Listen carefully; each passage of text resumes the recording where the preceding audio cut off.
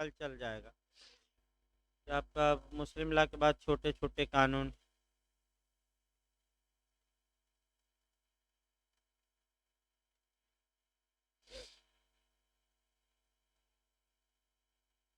देखिए कॉन्ट्रैक्ट में आपका पूछा क्या जाता है, उसको लिख लीजिए पन्ना पर एक। सेकंड पार्ट भी बताया, पहले फर्स्ट पार्ट को शुरू किया है। देखिए आपका क्वेश्चन जो बनता है वो उसको एकदम शुरुआती दौर से लिखिए, वो किताब उताब में मुश्किल है मिलना, नहीं मुश्किलें रहता है किताब उताब में, और तो आपका किताब में है ही सब। आपका भारतीय संविदा अधिनियम 1872। तो पहला क्वेश्चन आपका यूपीजे में ये बना है कि आपका कॉन्ट्रैक्ट के तत्व बताइए, यानी कि संविदा के तत्व। तो ये जो क्वेश्चन मैं बता रहा था, कई लोगों ने पुराने क्वेश्चन लिख कर दिए थे, आपका 300-400 क्वेश्चन हम बताए थे, उसमें आपका ये क्वेश्चन था कि संविदा क्या है या संविदा के तत्व क्या है। तो इस यूपीजे में भी पूछा गया था। तो जो मेंस में लिखते हैं कि आपका प्रस्ताव हो, स्वीकृति हो, ये सब नहीं बताना है।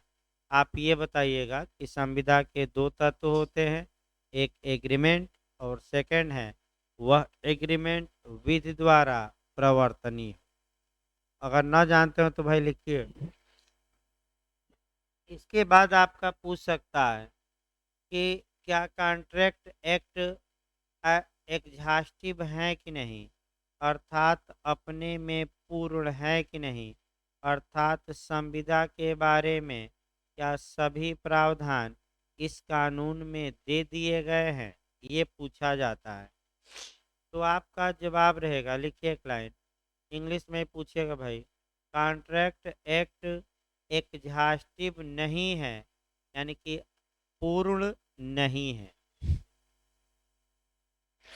इतना ही बताइएगा, आगे पूछे तब बताइएगा। और अगर फिर पूछे कि आखिर क्यों नहीं पूर्ण है, तो आप प्रियम्बल को बताइएगा कि आपका कॉन्ट्रैक्ट एक्ट का प्रियम्बल ही ये बताता है कि यह कानून संविदा से संबंधित विधि के कतिपय भागों मतलब कि कुछ भागों को संशोधित और परिभाषित करता है। कतिपय का मतलब ये हुआ कि ये कानून संविदा के बारे में पूर्ण नहीं है, बल्कि केवल कुछ भागों को क्या करता है, आपका परिभाषित और संशोधित, बस इतना। फिर अगला क्वेश्चन आपका बन सकता है, तो संविदा के जो तत्व हैं किन किन कानूनों में पाए जाते हैं, कुछ उदाहरण पूछे तो सेल ऑफ गुड्स एक्ट बता दीजिएगा, भागीदारी अधिनियम बता दीजिएगा, टीपीए बता दीजिएगा, ये सब बताना पड़ेगा। ये संविदा के ही क्या है, पार्ट है। ये 2-3 उदाहरण बताइएगा। इसके बाद आपका संविदा अधिनियम को कितने पार्ट में बांटकर पढ़ा जाता है, दो पार्ट में। एक आपका 1 से 75, यानी कि 1 से लेकर 75, और जो दूसरा पार्ट है 124 से लेकर और 239 तक, नहीं 238 तक है ना, 238। इसमें आपका जो क्वेश्चन बना है इंटरव्यू में देखा जाए कि संविदा अधिनियम में कितने प्रकार की विशिष्ट संविदाएं दी गई है, स्पेसिफिक कॉन्ट्रैक्ट। तो ये क्वेश्चन आपका यूपीजे में भी आया, लिखिए संविदा अधिनियम में 3 प्रकार की विशिष्ट संविदाएं दी गई हैं। भाई जितना पूछे उतना ही बताइए, अपने मन से ना बताइएगा। फिर पूछे कि कौन कौन, तब आप बताइए। पहला बताइएगा क्षतिपूर्ति और प्रत्याभूत की संविदा। पहला क्या है, लिख लीजिए लिखेंगे तो, क्षतिपूर्ति एवं प्रत्याभूत की संविदा पहला। दूसरा आपका बेलमेंट या उपनिधान की संविदा, उपनिधान। और तीसरा एजेंसी या अभिकरण की संविदा।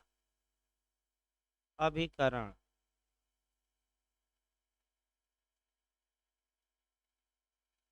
नहीं नहीं, उपनिधान ही बताइएगा, वो तो गिरवे उसका एक रूप है ना। गिरवे या उपनिधान की संविदा, हेडिंग जो है। हेडिंग आगे पूछे तब बताना है भाई। तीन आपका। तो कितने प्रकार की विशिष्ट संविदाएं हो गई? तीन।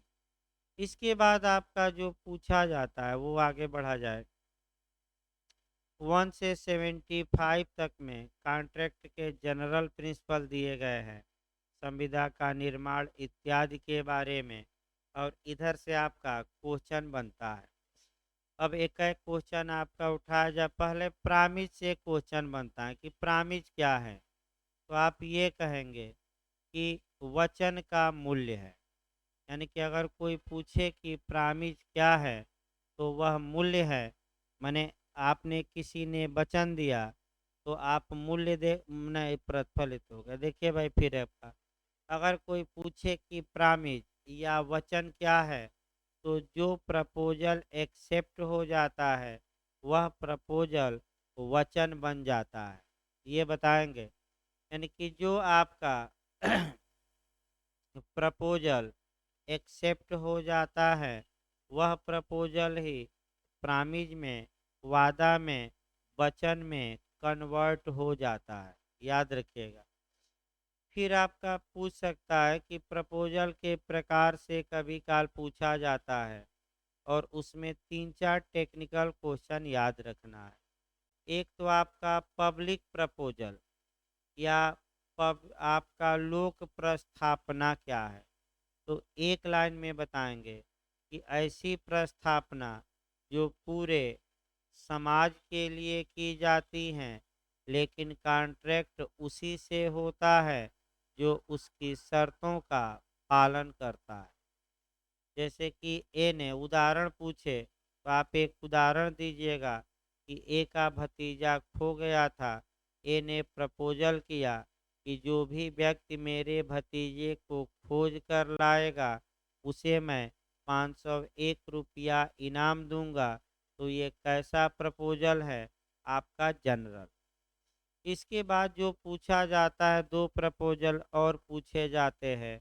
एक आपका काउंटर प्रपोजल यानी कि प्रति प्रस्ताव, और दूसरा प्रस्ताव के लिए आमंत्रण या निमंत्रण, इनवाइट करना। देखिए अगर यही आपका। हाँ बताइए। क्या? अभी हम बताते हैं, पहले दूसरा बता रहे हैं। क्रॉस प्रपोजल या प्रति प्रस्ताव पर भी क्वेश्चन बनता है कि क्रॉस प्रपोजल क्या है। तो आप ये बताएंगे, या प्रति प्रस्ताव, तो आप ये बताएंगे कि जब किसी व्यक्ति से प्रस्ताव किया जाता है और वह प्रस्ताव की शर्तों के अनुसार उस प्रस्ताव को नहीं स्वीकार करता, अर्थात अपनी ओर से कोई नई शर्त लगा देता है क्या करने में, प्रपोजल को एक्सेप्ट करने में, तो वह वैध एक्सेप्टेंस नहीं कहा जाता, और उस एक्सेप्टेंस को क्रॉस प्रपोजल या प्रति प्रस्ताव या प्रस्ताव के बदले प्रस्ताव कहा जाता है।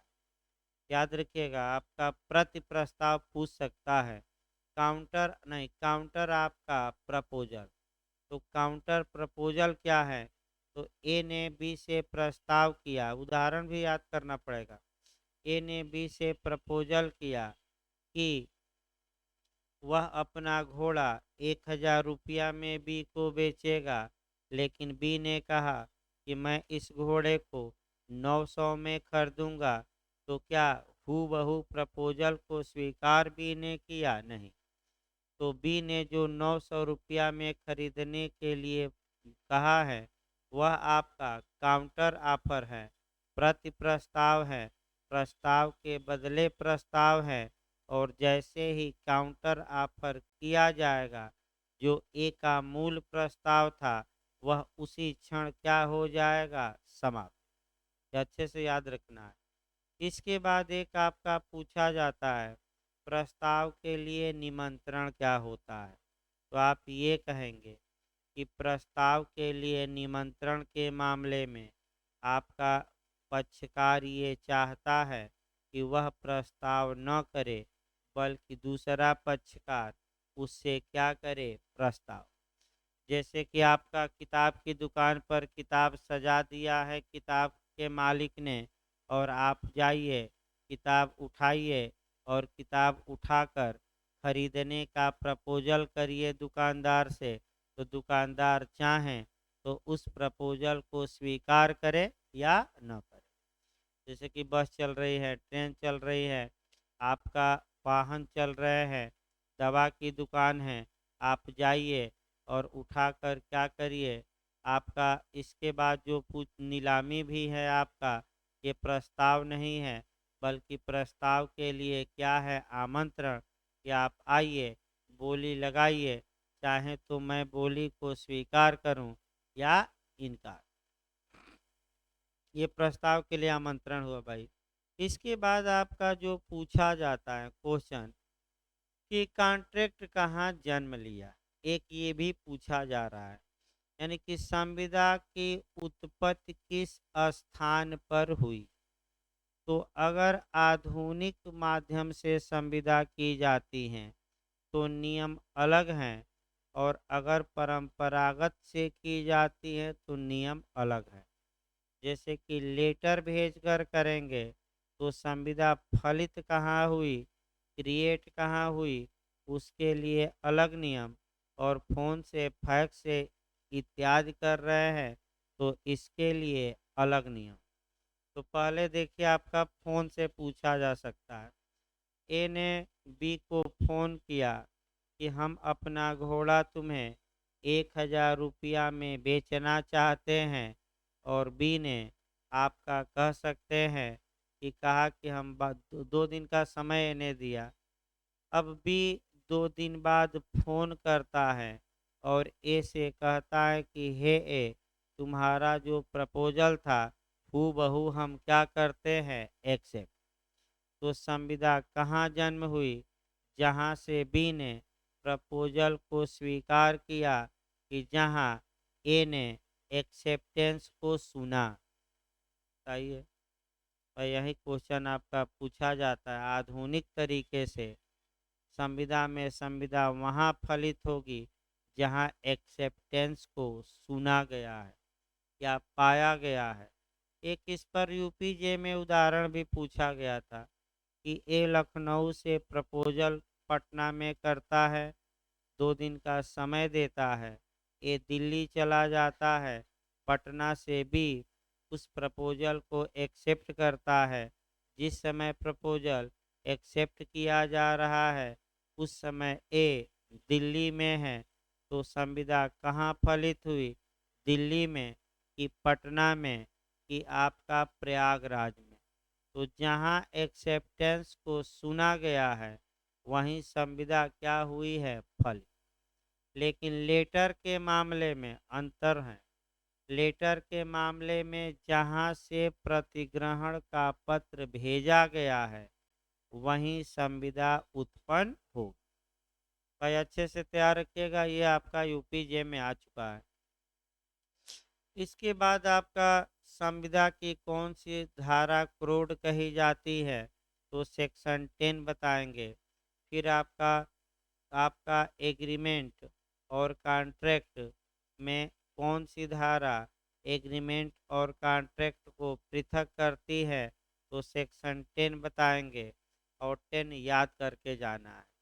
इसके बाद आपका कंसेंट कभी काल पूछ लेता है कि कंसेंट कहाँ बताया गया है, तो 13 में। फ्री कंसेंट कहाँ है, 14 में। तो फ्री कंसेंट आपका अगर 15 में आपका कोर्सन या प्रपीड़न, 16 में असम्य कसर, 17 में मिथ्या व्यपदेश न कपट, 18 में मिथ्या व्यपदेशन से सम्मति पाई गई है, तो ये सम्मति स्वतंत्र नहीं होगी। अब फ्री कंसेंट के अभाव में जो होगी संविदा क्या होगी, वाइडेबल होगी, शून्यकरणी होगी, यानी कि 15, 16, 17, 18। इसके बाद जो क्वेश्चन इधर से बनता है भाई ज़्यादा, आपका फ्रॉड से बनता है। और फ्रॉड और मिस रिप्रेजेंटेशन में अंतर पूछ लेता है। ये याद रखिए, लिखिए। देखिए आपका फ्रॉड से कैसे क्वेश्चन बना है। पहला तो क्वेश्चन ये बनता है कि आपका क्या साइलेंट रहना, क्या चुप रहना या मौन रहना फ्रॉड या कपट माना जाएगा। ये लिखिए। क्या प्रश्न ये है कि क्या मौन रहना फ्रॉड माना जाएगा या क्या चुप रहना कपट माना जाएगा। तो आप कहेंगे कि सामान्यतः किसी तथ्य के बारे में चुप रहना कपट नहीं माना जाएगा। ये बताएंगे। सामान्यतः किसी तथ्य के बारे में मौन रहना, चुप रहना कपट नहीं माना जाएगा। फिर पूछेगा तो कब कपट माना जाएगा। तो दो कंडीशन बताइएगा।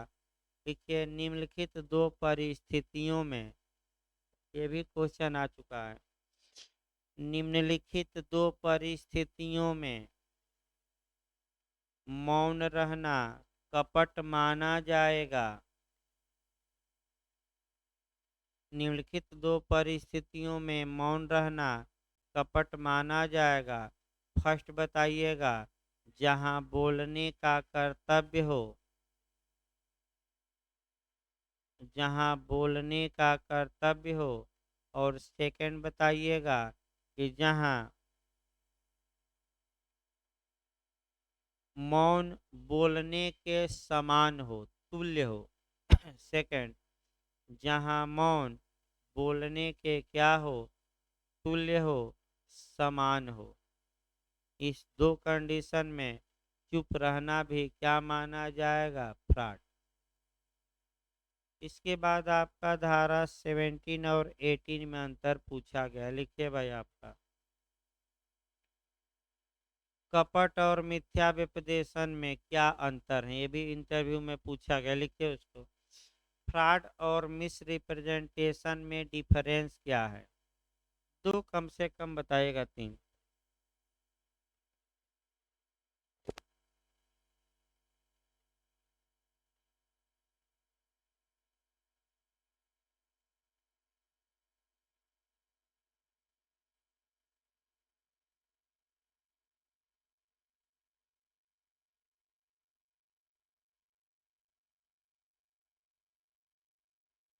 देखिए इसमें कम से कम हीटेड आपका अंतर बताइएगा, दो या तीन मैं बता दूं। पहला अंतर आप ये बताइएगा कि फ्रॉड में धोखा देने का आशय होता है। ये महत्वपूर्ण अंतर है। कपट में धोखा देने का क्या होता है, आशय। जबकि शॉर्टकट में लिखिए। अब मैंने बहुत डिटेल में ना लिखे, जो बताया जाए आप समझ सकते हो उतना ही भाषा लिखिए। जबकि मिस रिप्रेजेंटेशन में धोखा देने का आशय नहीं होता। फिर भी धोखा हो जाता है लेकिन इरादा नहीं रहता।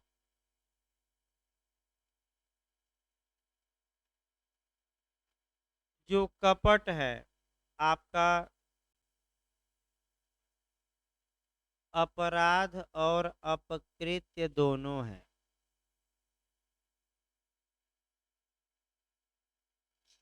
यानी कि कपट अपराध और अपकृत्य दोनों है, लेकिन मिस रिप्रेजेंटेशन अपराध है, अपकृत्य नहीं है। टाट नहीं है भाई। मुआवजा नहीं वसूल सकते 18 के लिए।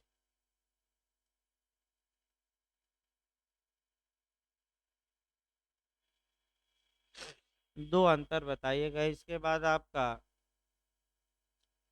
धारा 19 से शून्यकरण उतना तो जानते हैं। 20, 21, 22 आपका मैंने मिस्टेक पर आ गया।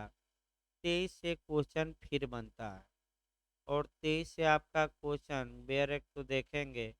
अनलॉफुल आपका ऑब्जेक्ट एंड आपका कंसीडरेशन, यानी कि विधि विरुद्ध आपका प्रतिफल और उद्देश्य। यहाँ जो सिद्धांत बनते हैं एक दो भाई, वह सिद्धांत आपका पैरी लिखिए। पैरी का सिद्धांत क्या है और ये कहाँ कहाँ समाहित है? तो दो जगह लिखिए कम से कम। पहला ये सिद्धांत समाहित है कॉन्ट्रैक्ट की धारा 23 में। दूसरा लिखिए हिंदू मैरिज एक्ट 1955 की धारा 13 ख या 13 बी, पारस्परिक सहमत से विवाह विच्छेद। यानी कि पहला आपको दर्शाना है सेक्शन 23 कॉन्ट्रैक्ट का। दूसरा कौन सा पैरी में आपका हिंदू मैरिज एक्ट 1955 का कौन सा सेक्शन 13 बी ख, पारस्परिक सहमत से। अब पैरी का मतलब क्या हुआ पूछ ले तब बताइएगा। पैरी का मतलब ये हुआ कि जहां दोनों पक्षकार बराबर के दोषी हों, न्यायालय उनके बीच कोई हस्तक्षेप नहीं करता। लिखिए, जहां दोनों पक्षकार बराबर के दोषी हों, जहां दोनों पक्षकार बराबर के दोषी हों, वहां न्यायालय उनके बीच कोई हस्तक्षेप नहीं करता।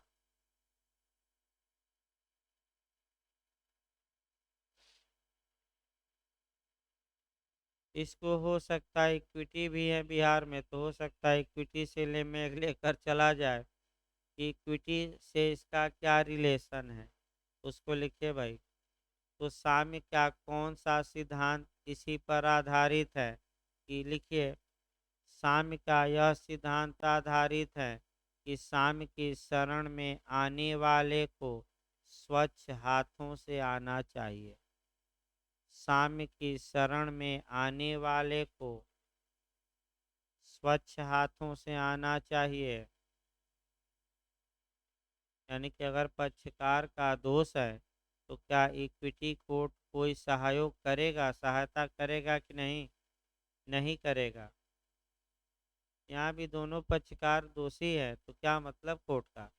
विवाह विच्छेद में भी दोनों आपका चाह रहे हैं, दोनों में कमी है, चाह रहे हैं कि हम भाई डाइवोर्स कर लें, तो क्या करेगा? यानी कि मियाँ बीवी राजी तो क्या करेंगे? पाजी, पाजी नहीं भाई, क्या करेंगे? काजी, काजी माने न्यायाधीश क्या करेंगे? डिक्री पारित करने के लिए बाध्य है कि पारस्परिक विवाह विच्छेद, विवेकाधिकार नहीं है। हाँ, ये कह हो सकता है कि सुलह समझौता कर लीजिए, दो चार डेट डालें, लेकिन अंत में तो पारित करना ही पड़ेगा। इसके बाद आपका जो पूछा जाता है पब्लिक पॉलिसी पर इस समय क्वेश्चन बन रहा है, लोकनीति क्या है? लिखिए उसको। अगर आपसे पूछे, अभी BHULL में पूछा गया था एक क्वेश्चन कि पब्लिक पॉलिसी क्या है, तो लिखिए ऐसी नीतियां जो जनता की भलाई के लिए हो।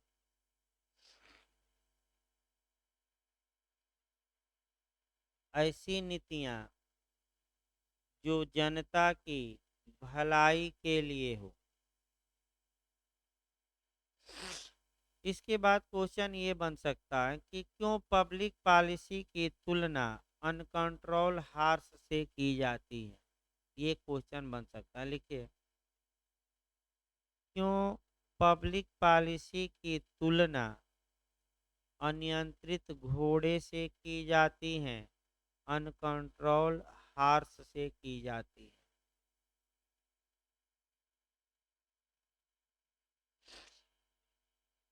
आपका देखिए क्या जवाब होना चाहिए भाई, इसको सटीक भाषा में जवाब देना पड़ेगा। कौन सी नीति जनता के हित के लिए है और कौन सी नीतियां जनता के हित के विपरीत है, इसका निर्धारण न्यायालय करता है। इसीलिए इसकी तुलना किससे की गई है? Uncontrolled horse. तो आप ये बताएंगे कि कौन करता है, फेवर में है जनता के कि विरोध में कोई पॉलिसी? ये कोर्ट करता है। इसीलिए इसको क्या कहा गया है? Uncontrolled horse. यही बताइएगा। ये सोच तो आप लोग जानते होंगे, रिचर्डसन बनाम मेलिस का केस है, जस्टिस बोरो थे। इसके बाद 23 के बाद आपका जो पूछ सकता है, 24 आपका 25 न्यूटन पैक्टम का सिद्धांत, वो इसके अपवाद देख लीजिएगा भाई। धारा 25 न्यूटन पैक्टम का सिद्धांत क्या है? न्यूटन पैक्टम का मतलब जिस एग्रीमेंट में कंसिडरेशन न हो वह एग्रीमेंट वाइड होता है, यानी कि जिस करार में प्रतिफल न हो सामान्यतः वह करार ही क्या होता है? शून्य।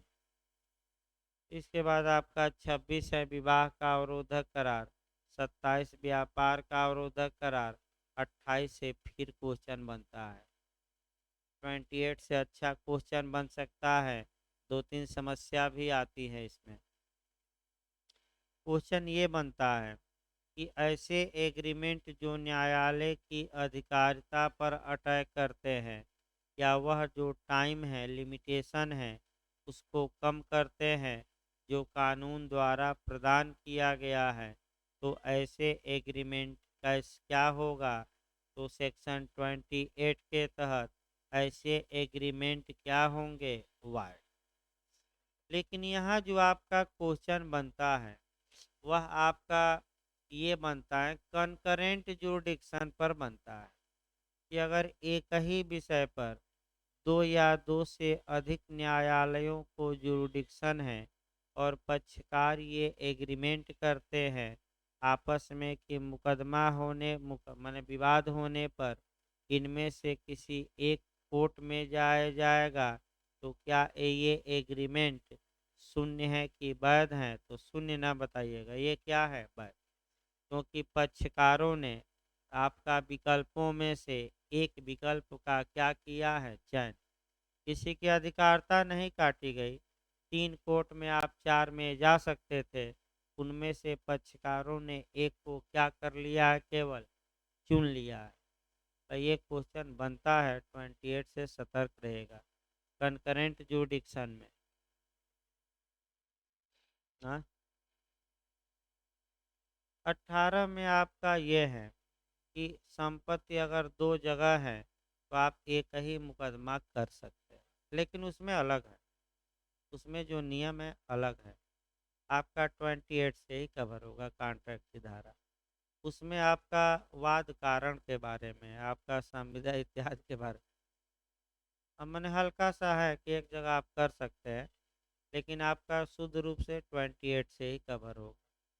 इस पर आपका एक और महत्वपूर्ण मामला है 32 पर कि क्या उच्चतम न्यायालय में किसी व्यक्ति को फंडामेंटल राइट के प्रवर्तन हेतु याचिका दायर करने से रोका जा सकता है? नहीं, ये कोर्ट का कंटेम्प्ट ऑफ कोर्ट होगा, मैं बता दूं। और उच्चतम न्यायालय ऐसे व्यक्ति को क्या कर सकता है? दंडित। रोक नहीं सकते आप, भले सरकार हो। इसके बाद 29 आपका 29 से भी लॉटरी का करार, लॉटरी वाला देखना है। अनिश्चित अनिश्चितता के कारण करार शून्य होंगे। इसमें भविष्य में करार करने का करार पूछा जाता है, वो भी शून्य होगा, अनिश्चित है। आपका सट्टे, ये तो आपका अनिश्चितता के कारण कुल मिलाकर देख लीजिएगा। हाँ, हाँ। अब जैसे कि ये कह रहा है अभी से कि मैं 100 लीटर तेल दूंगा और ये 5 प्रकार के तेल बेच रहा है, लेकिन केवल पेट्रोल ही बेचता है, तब तो कन्फर्म है। ये याद रखिए, 5 प्रकार के तेल बेच रहा है तो कौन सा तेल देगा?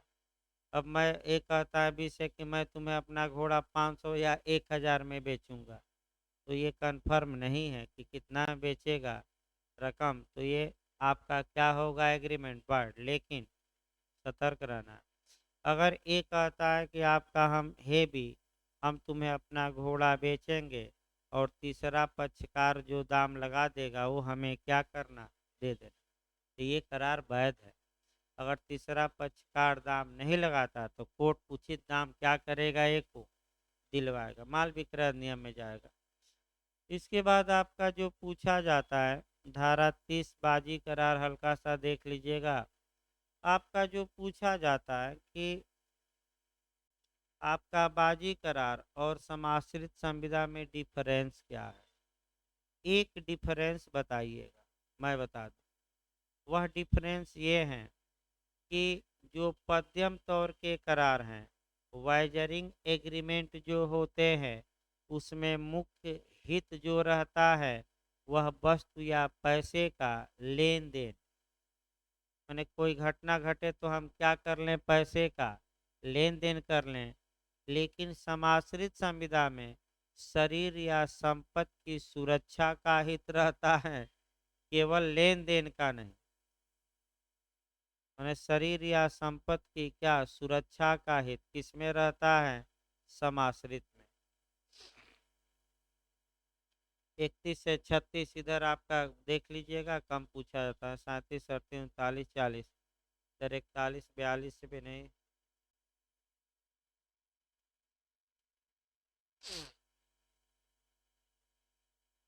डायरेक्ट अब इधर 56 क्वेश्चन आता है डॉक्ट्रिन ऑफ फ्रस्ट्रेशन से, और यहाँ से आपका क्वेश्चन बना है भाई अच्छे अच्छे, बिहार में अच्छा क्वेश्चन एक दो बनाया है। डॉक्ट्रिन ऑफ फ्रस्ट्रेशन क्या है ये पूछा गया है। तो डॉक्ट्रिन ऑफ फ्रस्ट्रेशन का सिद्धांत आपका 56 में समाहित है। अगर ये पूछे कि डॉक्ट्रिन ऑफ फ्रस्ट्रेशन क्या है, तो आप कहेंगे कि ऐसा करार या ऐसी संविदा जिसका पालन अब संभव नहीं। तो अगर करार रहेगा तो वह वाइड एबिनिशियो होगा, और करार शून्य होता है पैरा फर्स्ट में, और संविदा शून्य होती है पैरा सेकंड में। इनिशियल इम्पॉसिबिलिटी में क्या होता है, एग्रीमेंट तो पक्षकार करते हैं, लेकिन उस कार्य को किया जाना क्या है, संभव कि असंभव, असंभव, अतः एग्रीमेंट ही क्या हो जाता है, शून्य। लेकिन सेकंड में संविदा हो गई, संविदा के पालन के पहले ऐसी भौतिक या विधिक घटनाएं घट जाती हैं जिसके कारण आपका संविदा का पालन करना क्या हो जाता है, असंभव। मैंने घटना घट गई ऐसी। अब विधिक असंभवता कि आपका भौतिक की दोनों, तो दोनों बताइएगा। विधिक मैंने कानून में परिवर्तन हो गया, और भौतिक का मतलब देख ही रहे यूक्रेन में भाई क्या कर दिया रूस ने, आक्रमण। पूरा विश्व कह रहा है एक दो देशों को छोड़ कर के रुक जाओ रुक जाओ, लेकिन सन की जो पुतिन है वह रुकने का नाम नहीं ले रहा है। और यूक्रेन के ज़्यादातर लोग आपका रूस के विरोध में है। एक एक आदमी, ज़्यादातर लोग वहाँ हथियार चलाना सीख रहे हैं। तो रूसी सेना ठीक है कब्जा कर ले, लेकिन बहुत दिन तक कब्जा बनाए नहीं रख सकती, क्योंकि रोज वहीं उपद्रव होंगे, रोज रूसी सेना मारी जाएगी, कितना लोगों को संभालेंगे। अब यह है कि भाई आपका परमाणु रिएक्टर पर भी हमला कर दिया है, शुक्र मनाइए कि अभी लीकेज नहीं हुआ, नहीं तो बम फोड़ दिया है रूस ने, और लीकेज हो जाता तो लाखों लोग ऐसे ही क्या हो जाएंगे यूक्रेन के, स्वाहा। भाई आप परमाणु बम न फेंकिए, उसके परमाणु बम के खजाने पर बम गिरा दीजिए, वो भी तो फूट सकता है। और जब फूट जाएगा तो कितना नुकसान होगा ये पूरा विश्व जानता है। तो पुतिन को रोकने के लिए सब नाकाम है। आपका देख ही रहे हैं, सब प्रयास कर रहे हैं, भारत भी कर रहा है शांति शांति, चीन भी कह रहा है कि भाई युद्ध नहीं, राजनयिक समाधान हो, पूरा विश्व कह रहा है, लेकिन ये सन की मान नहीं रहा। हाँ, हाँ, हिटलर की तरह। अब तो हिटलर है तो पश्चिम देश कह रहे हैं, हिटलर को हिटलर। उधर किम जोंग है, आपका किम है, वो भी परमाणु बम से लैस हैं। तो भाई आपका तो हिटलर की तरह ये भी आपका, भाई रूसी लोग भी इसका विरोध कर रहे हैं। मॉस्को में कई हजार लोगों ने अपने ही देश के आपका नीति के खिलाफ प्रदर्शन किया कि यूक्रेन पर हमला गलत है, लेकिन वही है कि जो पावर में रहता है उसका दिमाग सटक जाता है। और पावर ऐसी चीज़ है कि आगे न पीछे आपका तमाम बच्चे मारे जा रहे हैं, तमाम शांति प्रिय लोग मारे जा रहे हैं। जो लोग कभी हथियार नहीं उठाए वो लोग आज लड़ाई लड़ेंगे। भाई यही तो होगा और क्या। तो आगे देखा जाए भाई आपका 56 में आपका एक क्वेश्चन देखिए, हमें भी अभी जानना है कि असंभवता के प्रिंसिपल क्या है। उसको लिखिए, पढ़ कर आएगा भाई, हमें भी याद नहीं है। असंभव डॉक्ट्रिन ऑफ फ्रस्ट्रेशन के सिद्धांत क्या है, पूछा गया था बिहार में। उसको लिख लीजिए, तो आप भी पढ़ कर आइए, हमें भी याद नहीं आ रहा है। नैराश्य के सिद्धांत का नैराश्य के माने नैराश्य का सिद्धांत के प्रिंसिपल माने वही सिद्धांत क्या है। तो नैराश्य का जो ये सिद्धांत है कुछ आधारों पर आधारित है। वो आधार हम अलग से बताएंगे आपको कि ऐसा क्यों नियम बनाया गया। वो तो आधार अलग है कि कोई मर गया, अक्षम हो गया, युद्ध हो गया, वो अलग है। इसके बाद इसमें आपका केस आपका टेलर बनाम कार्डवेल का याद रखिएगा। जस्टिस ब्लैक बर्न टेलर बनाम कार्डवेल, यही है ना। हाँ, अक्रेल बनाम हेनरी है। भारत में भी याद रखिएगा आपका मानी राम। दो तीन केस याद, 56 के बाद 57 58 59 60 61 62 63 से कभी काल क्वेश्चन बनता है। नोवेसन, इसके बाद आपका 64 65 66 67, इसके बाद 68 से बनता है। 68 से लेकर और 72 तक में क्वेश्चन फिर बनते हैं, अच्छे क्वेश्चन। पहला क्वेश्चन बनता है क्वासी कॉन्ट्रैक्ट क्या है या संविदा कल्प क्या है। तो संविदा कल्प आप बताएंगे ऐसे समव्यवहार जिसमें संविदा के आवश्यक तत्वों की अनुपस्थिति के बावजूद भी संविदा मान लिया जाता है। लिखिए, ऐसे समव्यवहार जिन्हें संविदा के आवश्यक तत्वों की अनुपस्थिति के बावजूद भी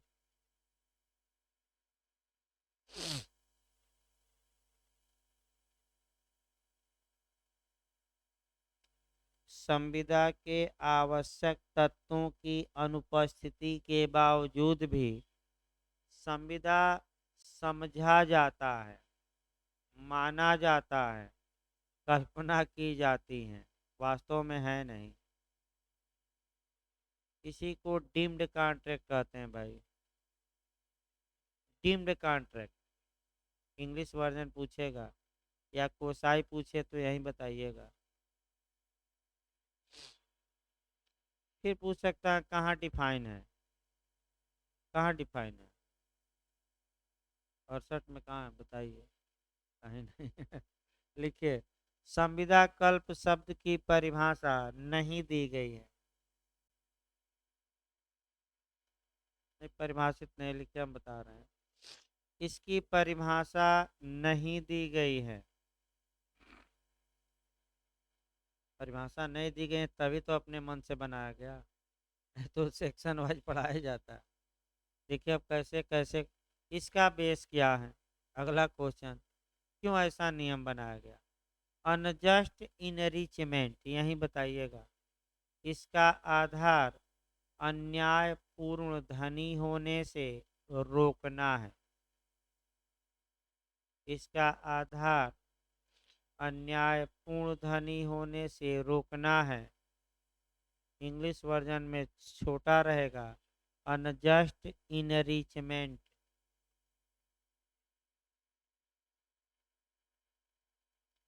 फिर पूछा जाता है कितने प्रकार के कोसाई कॉन्ट्रैक्ट दिए गए हैं। तो 68 से लेकर 72 तक प्रकार गिन लीजिए, कितने प्रकार हुए, 5 लिखिए। कुल 5 प्रकार के कोसाई कॉन्ट्रैक्ट दिए गए हैं। अगला लिखिए, ये संविदा और अपकृत के मिश्रित रूप है। ये संविदा और अपकृत के मिश्रित रूप है।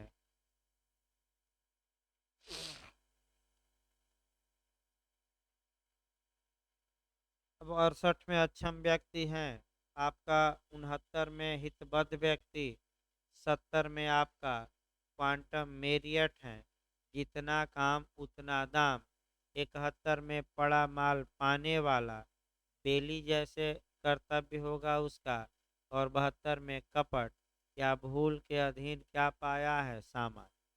तो भले संविदा न हुई हो, बल्कि ये लोग प्रतिपूर्ति करेंगे उसकी, ये नहीं कि खा के बैठ गए और अन्यायपूर्ण ढंग से क्या हो गए, धनी।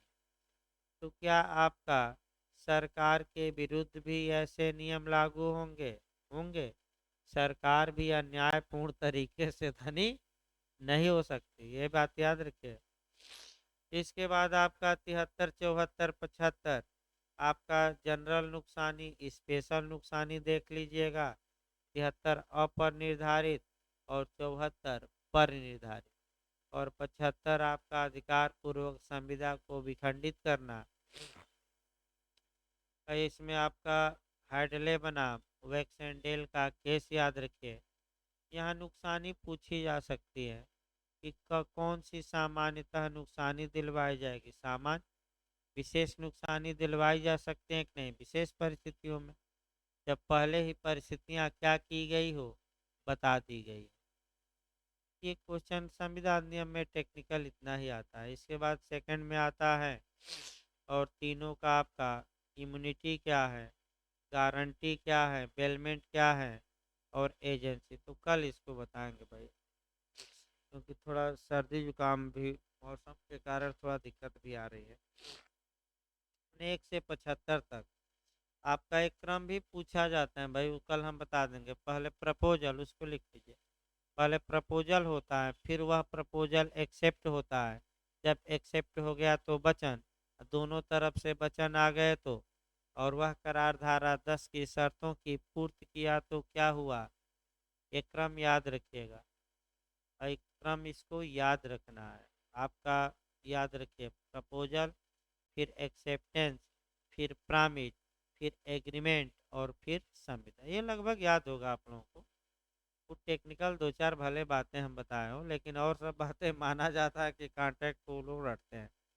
तो कल आपका मुस्लिम लॉ चलेगा, और आपका सेकंड पीरियड मैंने आपका वो सेकंड जो संविदा का भाग है, थोड़ा थोड़ा क्षतिपूर्त क्या है, प्रतिभूत क्या है, उपनिधान क्या है, गिरवी क्या है, और एजेंसी क्या है, ये थोड़ा बताना है। बताइए। कल बताया जाएगा इसको, दो अंतर बता दिया जाएगा प्रतिभूत और क्षतिपूर्त में। मैंने 4 4 लाइन लिखवा देंगे अच्छे से। क्षतिपूर्त क्या है, प्रतिभूत, गिरवी, उपनिधान, और ये इसको लिखवा। और वही निःशुल्क और सशुल्क उपनिधान पूछा जाता है, यही तो, और क्या इसमें बचा है। कल इसको बता के तब मुस्लिम लॉ शुरू करते हैं, फिर उसके बाद माइनर अगले हफ्ते से, क्योंकि अभी हमें लगता है कि वो मार्च के लास्ट से पहले नहीं होगा इंटरव्यू। लेकिन घर पे भाई पढ़ते रहिए, ये नहीं कि कोचिंग के भरोसे रहे कि सर पढ़ा देंगे। ना आए तो आप लोग पूछा करिए बीच बीच में।